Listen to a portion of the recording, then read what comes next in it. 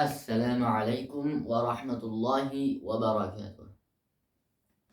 Do'stlar, bugungi videoda biz savdogarlar ustozi asari haqida gaplashamiz. Bu kitob Ahadquli Xolmuhammad o'g'li qalamiga mansub bo'lib, bu kitobda bir musulmon yaxshi yigit bo'lgan Abdulloh haqida ketilgan. Mana shuni biror joyini o'qib bermoqchiman, ya'ni aytib bermoqchiman. Bu kitobni o'zim o'qib chiqqanman. Xo'p, bizda bu kitobda yozilishicha bir o'sha oldingi davrda qozilarning quli, o'sha paytda endi qozilarning quli bo'lgan do'stlar, bilasizlar. Ana shu odam o'sha qulni to'xtanglar, boshqatdan gapiraman do'stlar, deb ketdim. O'sha bitta qozini quli bo'lgan ekan, Muborak ismli odam. U Muborak ismli inson erkak albatta ishlarkan, qo'lida uzumzorda ishlarkan. Bir kuni qozini uyiga mehmon kelibdi. Mehmon kelgan ekan, haligi qozi aytibdiki, Muborak uzumlaringizni olib kelay endi debdi.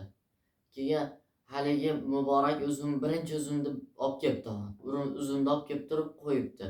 Qo'yib uzum tatib ko'rishgan ekan, nordon chiqibdi. Keyin deb shu holat 4 marta qaytarilibdi. Shuncha yildan beri ishlab biror marta uzumlarni tatib ko'rmaganmisiz desa, Muborak aytarmish. Siz menga ularni parvarish qilishni, qarashni buyurgansiz, xolos, tatib ko'rishni emas deb aytgansiz, xolos deb aytadi.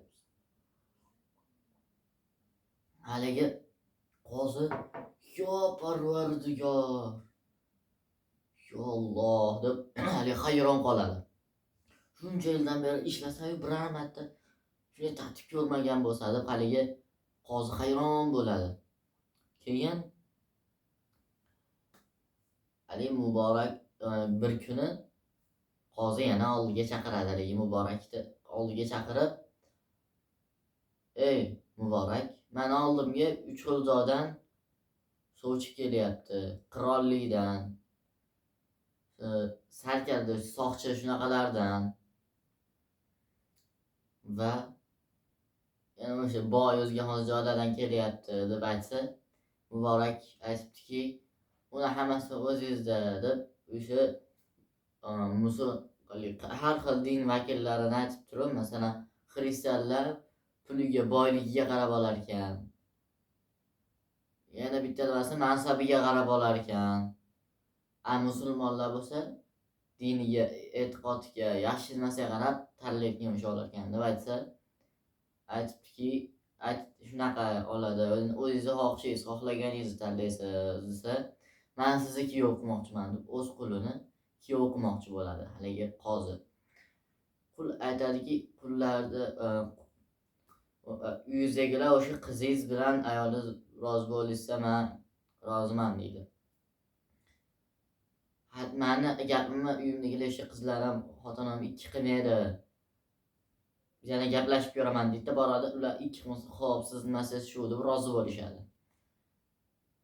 To'ylarga 40 kun bo'ldi. Hali qizni onasi kiradi. Qozini eri. Hali qul ozod qiladi qulni, xullas. Qulni ozod qilib, siz endi ozodsiz. Mana o'sha bog'imda oylik ishlashga nima deysiz deydi. Men roziman deydi. Qul o'sha ketadi, Muborak to'y bo'ladi. To'yga mana 40 kun bo'lgandan keyin kelin o'sha qizni onasi qozini xotini kirsa, qizi yig'lab o'tirganmish. Nimaga yig'layapsan desa, mana sizlar topgan kelinoyi, mana to'yimizga 40 kundirki, hali biror marta yuzimga qayrilib ham qaragani yo'q desa, hali shunaqa qilib zulm o'tkazyaptimi senga deb shoshib pishib kirib, erini ishdan kelishini kutadi qozini xotini. Qozi ishdan kelganidan keyin bor gapni aytib beradi. Un bilan gaplashib ko'raman deydi. Keyin qozi o'zini oldiga o'sha ishchisini Muborakni oldiga chaqiradi. Chaqirgandan keyin Muborak aytadiki, noto'g'ri tushungan bo'lsalar kerak. Bu naqasidan men bor uzr. Men zulm keltirish uchun naqasida emas, faqatgina solih farzand uchun qilyapman bu ishlarni deb aytgan ekan do'stlar. Qaranglar, mashalloh. Mashalloh. Shu kitobda mana kimning maqsadi bo'lmasa, maqsadi borlarga mana xizmat qiladi deyapti. Men bu kitobni o'qib chiqqanman.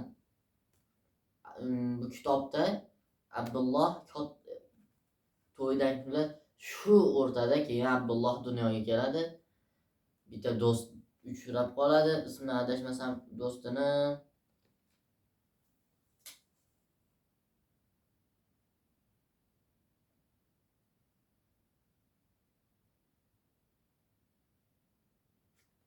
Abdusalom bo'ladi. Abdulloh do'sti bo'ladi. Do'stining ismi Abdusalom bo'ladi. O'sha Abdusalom do'sti bilan ko'p ilmlarni o'rganadi. Dunyo kezishga ham ulg'aydi do'stlar. Ilmlarni o'rganib, Imom Azam roziyallohu anhudan oldilarigacha borib, boshqa oldilariga borib ilmlar o'rganib, chet el yuribdi ham o'rganib, Imom Azam rahmatullohi alayhi oldilariga borib gapi oldilariga Imom Azam rahmatullohi alayhi qamab qo'yishadi, zindonga tashlab. Haligi gapni eshitgan Abdulloh xafa bo'ladi. Boradi ko'rgan, hali zizbatdan chiqarib olaman deb gaplar aytadi. Shu gaplashib. Oradan haligi Abdullohni tushiga Imom Azam rahmatullohi alayhi kirib qoladi. Keyin haligi tushdan keyin Abdulloh shosha-pisha bomdoddan keyin Abdusalom bilan do'sti bilan yo'lga chiqadi. Imom Azam rahmatullohi alayhi oldilariga borsa, Imom Azam rahmatullohi alayhi uylarida tumonat odam bosib ketgan bo'ladi. Keyin bilsa Imom Azam rahmatullohi alayhi foniy dunyodan boqiy dunyoga rihlat qilgan. Ya'ni vafot etgan. Keyin bu Imom Azam rahmatullohi alayhi o'tganlardan keyin Abdulloh ham shu nimaga o'xshab Imom Azam rahmatullohi alayhiga o'xshab katta bino qiladi, uy quradi. Undan ham katta bo'ladi, ko'proq odam sig'ish uchun. Abdulloh yamonlari kelishadi. Ko'p odamlar kelib ilmni o'rganishadi. Bu orada Abdulloh yoshligidan boshlab bozorda ulg'ayadi. Bozorda ishlaydi, har xil yo'llar bilan pul topib. Bir kun o'sha Imom Azam rahmatullohi alayhi oldilariga bormasdan Imom Azam rahmatullohi alayhi o'tishlaridan oldin bitta bozorga chiqqanda bozorda bitta ayol ot sotayotgan bo'ladi. 50 ming dinorga sotayotgan paytda bitta odam kelib uni yarim narxiga 25 mingga so'raydi.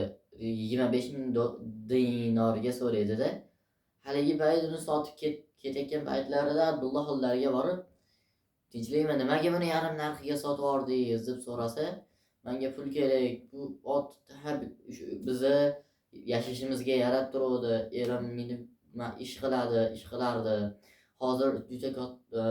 Hozir kasal, dorilarga pul kerak, shuning uchun iloji yo'qligidan sotdim deydi. Keyin Abdulloh o'z otlarini beraveradi haligi ayolga.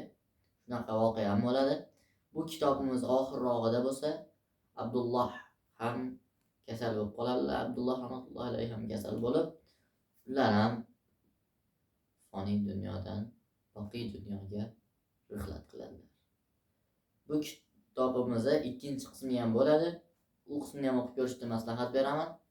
Kitobimiz qiziqarli, zo'r. Bu kitob Ahad Quli Xolmuhammad o'g'li qalamiga mansub do'stlar. Men sizlarga bu kitobni o'qishni maslahat beraman. O'qisalar, lekin mazaq qilasizlar. Yana bir narsani shu yerda aytib o'tmoqchiman. Bu mening kanalim yangi, bu mening birinchi videoyim. Shuning uchun podpishka qilgan holda videoga like bosib, kanalga obuna bo'lib,